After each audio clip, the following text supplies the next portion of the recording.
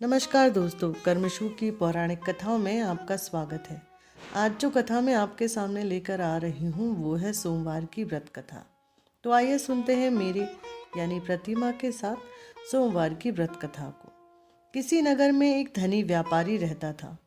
दूर दूर तक उसका व्यापार फैला हुआ था। नगर के सभी लोग उस व्यापारी का सम्मान करते थे। इतना सब कुछ संपन्न होने के बाद भी व्यापारी बहुत दुखी था, क्योंकि उसका कोई पुत्र नहीं था, जिस कारण अपनी मृत्यु के पश्चात व्यापार के उत्तराधिकारी की चिंता उसे हमेशा सताती थी। पुत्र प्राप्ति की इच्छा से व्यापारी प्रत्येक सोमवार भगवान शिव की व्रत पूजा किया करता था और शाम के समय शिव जी के मंदिर में जाकर शिव जी के सामने घी का दीपक जलाया करता था। उसकी भक्ति को देखकर माँ पार्वती प्रसन्न हो गई और भगवान शिव से उस व्यापारी की मनोकामना पूर्ण करने का निवेदन किया। भगवान शिव बोले, इस संसार में सबको उसके कर्म के अनुसार ही फल की प्राप्ति होती है।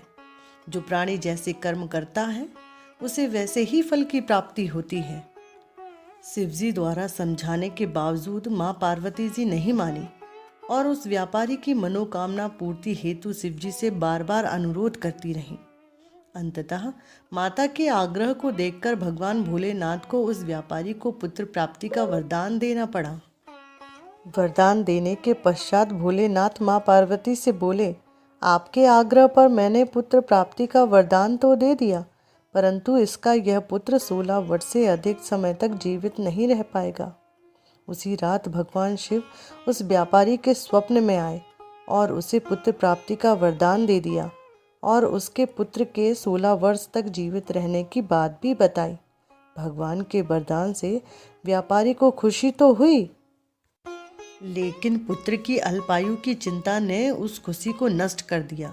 व्यापारी पहले की तरह सोमवार के दिन भगवान शिव का विधिवत व्रत करता रहा।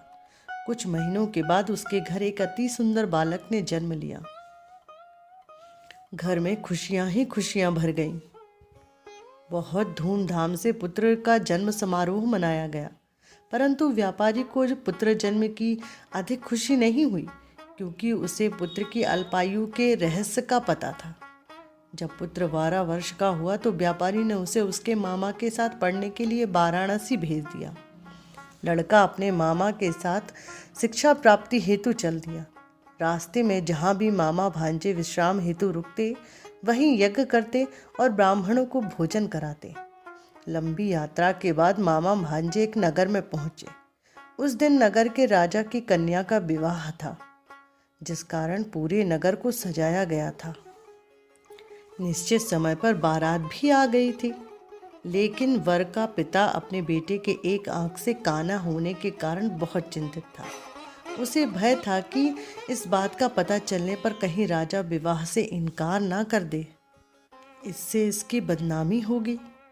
जब वर के पिता ने व्यापारी के पुत्र को देखा तो उसके मस्तिष्क में एक विचार आया। उसने सोचा, क्यों न इस लड़के को दूल्हा बनाकर राजकुमारी से विवाह करा दूं। विवाह के बाद इसको धन देकर विदा कर दूंगा और राजकुमारी को अपने नगर ले जाऊंगा। वर के पिता ने लड़के के मामा से इस संबंध में बात की। मामा ने धन के मिलने के लालच में वर के पिता की बात स्वीकार कर ली। लड़के को दूल्हे का वस्त्र पहनाकर राजकुमारी से विवाह करा दिया गया। राजा ने बहुत सारा धन देकर राजकुमारी को विदा किया। शादी के बाद लड़का जब राजकुमारी के साथ लौट रहा था तो वह सच नहीं छिपा सका और उसने राजकुमारी के ओढ़नी पर लिख दिया, राजकुमारी, तुम्हारा विवाह मेरे साथ हुआ है। मैं तो वाराणसी पढ़ने के लिए जा रहा हूँ और अब तुम्हें जिस नवयुवक की पत्नी बनना पड़ेगा वह काना है। जब राजकुमारी ने अपनी ओढ़नी पर लिखा हुआ पढ़ा तो उसने काने लड़के के साथ जाने से इनकार कर दिया। राजा को जब ये बातें पता लगी तो उसने राजकुमारी को महल में ही रख लिया। उधर लड़का अपने मामा के साथ वाराणसी पहुंच गया और गुरुकुल में पढ़ना शुरू कर दिया। जब उसकी आयु 16 वर्ष की हुई तो उसने यज्ञ किया। यज्ञ के समाप्ति पर ब्राह्मणों को भोजन कराया और खूब अन्न वस्त्र दान दिए। रात को वह अपने शयन कक्ष में सो रहा था। शिव के वरदान के अनुसार शयनावस्था में ही उसके प्राण पखेरु उड़ गए। सूर्योदय पर मामा मृत भांजे को देखकर रोने और पीटने लगा।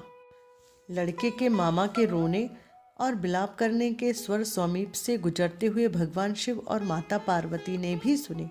माता पार्वती ने भगवान से कहा, प्राणनाथ, मुझे इसके रोने के स्वर सहन नहीं हो रहे। आप इस व्यक्ति के कष्ट को अवश्य दूर करें। भगवान शिव ने माता पार्वती के साथ अदृश्य रूप में समीप जाकर देखा तो भोलेनाथ माता पार्वती से बोले, यह तो उसी व्यापारी का पुत्र है जिसे मैंने 16 वर्ष की आयु का वरदान दिया था। इसकी आयु पूरी हो गई है। माँ पार्वती ने फिर भगवान शिव से निवेदन कर उस बालक को जीवन देने का आग्रह किया। माता पार्वती के आग्रह पर भगवान शिव ने उस लड़के को जीवन देने का वरदान दिया और कुछ ही पल में वह जीवित होकर उठ बैठा। शिक्षा समाप्त करके लड़का मामा के साथ अपने नगर की ओर चल दिया। दोनों चलते हुए उसी नगर में पहुंचे जहां उसका विवाह हुआ था। उस नगर में भी यज्ञ का आयोजन किया। समीप से गुजरते हुए नगर के राजा ने यज्ञ का आयोजन देखा और उसने तुरंत ही लड़के और उसके मामा को पहचान लिया।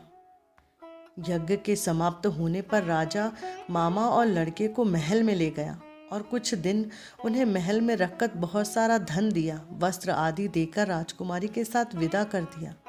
इधर भूखे प्यासे रहकर व्यापारी और उसकी पत्नी बेटे की प्रतीक्षा कर रहे थे।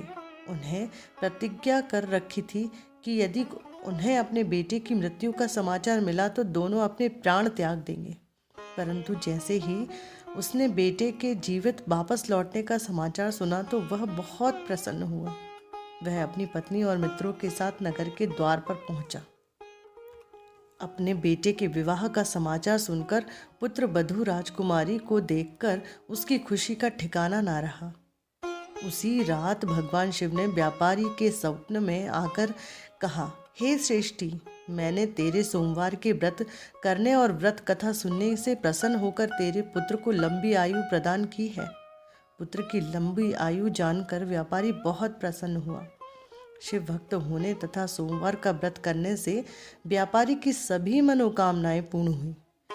इसी प्रकार जो भक्त सोमवार का विधिवत व्रत करते हैं और व्रत कथा सुनते हैं, उनकी सभी इच्छाएं पूरी होती हैं।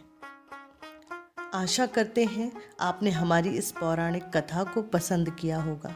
आपसे निवेदन है कि हमारी इस कथा को अपने अन्य लोगों के साथ अवश्य साझा करें। धन्यवाद।